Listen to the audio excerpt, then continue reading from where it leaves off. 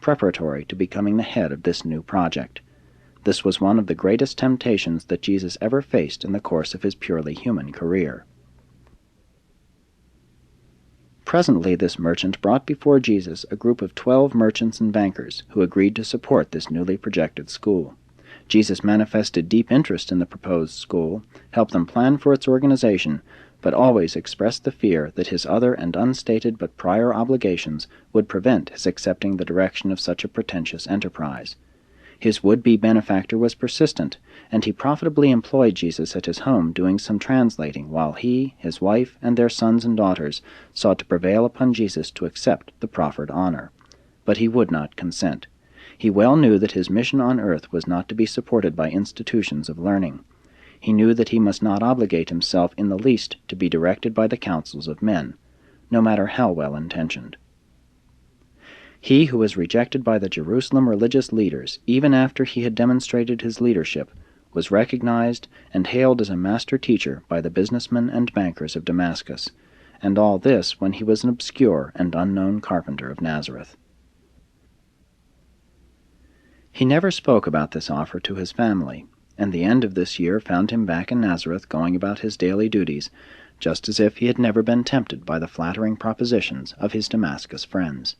Neither did these men of Damascus ever associate the later citizen of Capernaum, who turned all Jewry upside down, with the former carpenter of Nazareth, who had dared to refuse the honor which their combined wealth might have procured.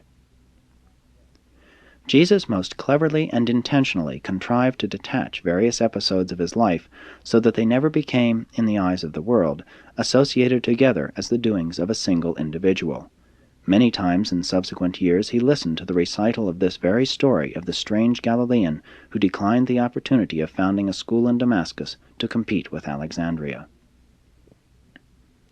One purpose which Jesus had in mind when he sought to segregate certain features of his earthly experience was to prevent the building up of such a versatile and spectacular career as would cause subsequent generations to venerate the teacher in place of obeying the truth which he had lived and taught.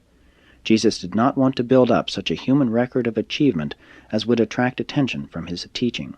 Very early he recognized that his followers would be tempted to formulate a religion about him, which might become a competitor of the gospel of the kingdom that he intended to proclaim to the world.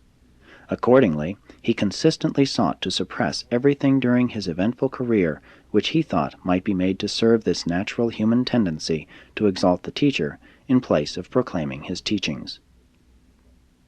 This same motive also explains why he permitted himself to be known by different titles during various epochs of his diversified life on earth. Again, he did not want to bring any undue influence to bear upon his family or others which would lead them to believe in him against their honest convictions. He always refused to take undue or unfair advantage of the human mind. He did not want men to believe in him unless their hearts were responsive to the spiritual realities revealed in his teachings. By the end of this year, the Nazareth home was running fairly smoothly. The children were growing up, and Mary was becoming accustomed to Jesus' being away from home. He continued to turn over his earnings to James for the support of the family, retaining only a small portion for his immediate personal expenses. As the years passed, it became more difficult to realize that this man was the Son of God on earth. He seemed to become quite like an individual of the realm, just another man among men, and it was ordained by the Father in heaven that the bestowal should unfold in this very way. 5. The 24th year, A.D. 18. This was Jesus' first year of comparative freedom from family responsibility. James was very successful in managing the home, with Jesus' help in counsel and finances. The week following the Passover of this year, a young man from Alexandria came down to Nazareth to arrange for a meeting later in the year between Jesus and a group of Alexandrian Jews at some point on the Palestinian coast. This conference was set for the middle of June, and Jesus went over to Caesarea to meet with 5 prominent Jews of Alexandria, who besought him to establish himself in their city as a religious teacher, offering as an inducement, to begin with, the position of assistant to the Chazan in their chief synagogue.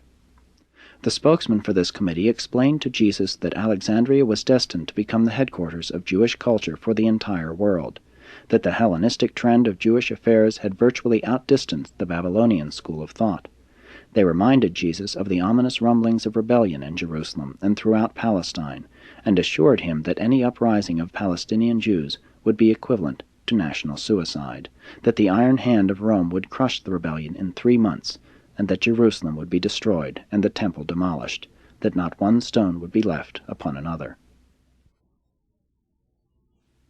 Jesus listened to all they had to say, thanked them for their confidence, and in declining to go to Alexandria, in substance said, "My hour has not yet come." They were nonplussed by his apparent indifference to the honor they had sought to confer upon him.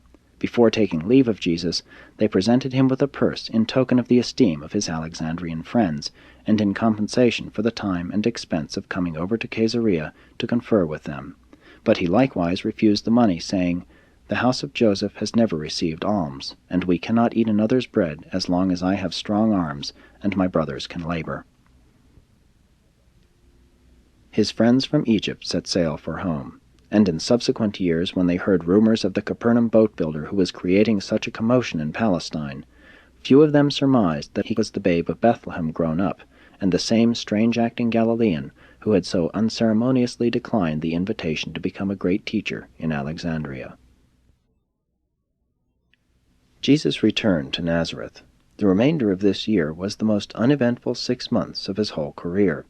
He enjoyed this temporary respite from the usual program of problems to solve and difficulties to surmount.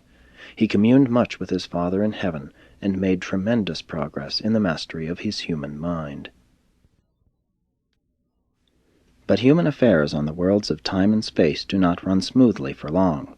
In December, James had a private talk with Jesus, explaining that he was much in love with Esther, a young woman of Nazareth, and that they would sometime like to be married if it could be arranged. He called attention to the fact that Joseph would soon be 18 years old, and that it would be a good experience for him to have a chance to serve as the acting head of the family. Jesus gave consent for James's marriage 2 years later, provided he had, during the intervening time, properly trained Joseph to assume direction of the home. And now things began to happen. Marriage was in the air. James's success in gaining Jesus' assent to his marriage emboldened Miriam to approach her brother father with her plans. Jacob, the younger stonemason, one-time self-appointed champion of Jesus, now business associate of James and Joseph, had long sought to gain Miriam's hand in marriage. After Miriam had laid her plans before Jesus, he directed that Jacob should come to him making formal request for her, and promised his blessing for the marriage just as soon as she felt that Martha was competent to assume her duties as eldest daughter. When at home, he continued to teach the evening school 3 times a week, read the Scriptures often in the synagogue on the Sabbath, visited with his mother, taught the children, and in general conducted himself as a worthy and respected citizen of Nazareth in the Commonwealth of Israel. 6. The 25th year, A.D. 19.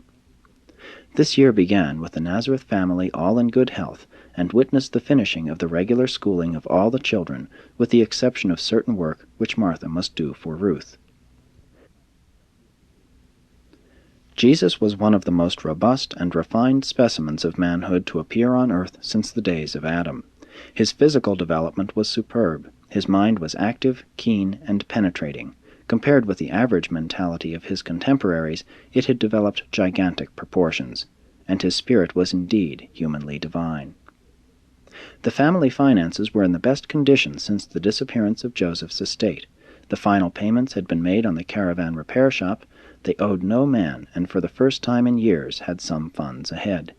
This being true, and since he had taken his other brothers to Jerusalem for their first Passover ceremonies, Jesus decided to accompany Jude, who had just graduated from the synagogue school, on his first visit to the temple. They went up to Jerusalem and returned by the same route, the Jordan Valley, as Jesus feared trouble if he took his young brother through Samaria. Already at Nazareth, Jude had got into slight trouble several times because of his hasty disposition, coupled with his strong patriotic sentiments. They arrived at Jerusalem in due time, and were on their way for a first visit to the temple, the very sight of which had stirred and thrilled Jude to the very depths of his soul, when they chanced to meet Lazarus of Bethany.